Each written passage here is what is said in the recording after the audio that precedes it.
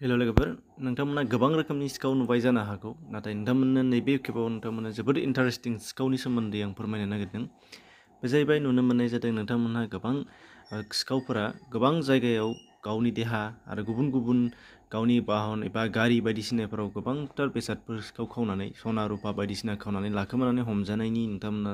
खौरां निउसफोराव नुदों जानांगौ नाथाय नैबे मोनसे निउसआ जाहैबाय नोंथांमोना नुदों जे सासे सिखावआ गावनि खर'खौ हनानै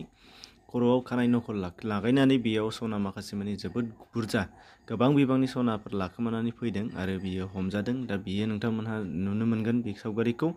जेराव टाइम 8 खौरां बिजोङाव फोरमायनाय बादिब्ला बिथाङा आबुधाबिनिफ्राय फैदोंमोन आरो दिल्ली एयारपर्टआव बियो हमजानो गोनां जादों जेराव नोंथांमोनहाबो दा नुनाय जागोन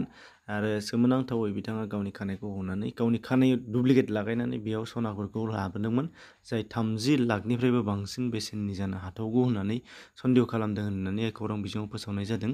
दा बे एखे खौरांखौनो नोंथांमोनहाबो नुगोन आरो भिडिअखौबो नोंथांमोनहा नायना लाबानो जाबाय अब्लानो नुनो मोननाय जागोन बिथाङा माबोरै गावनि खानायनि गेजेरजों बेबायदि सिखाव खावनानै लाबोदोंमोन।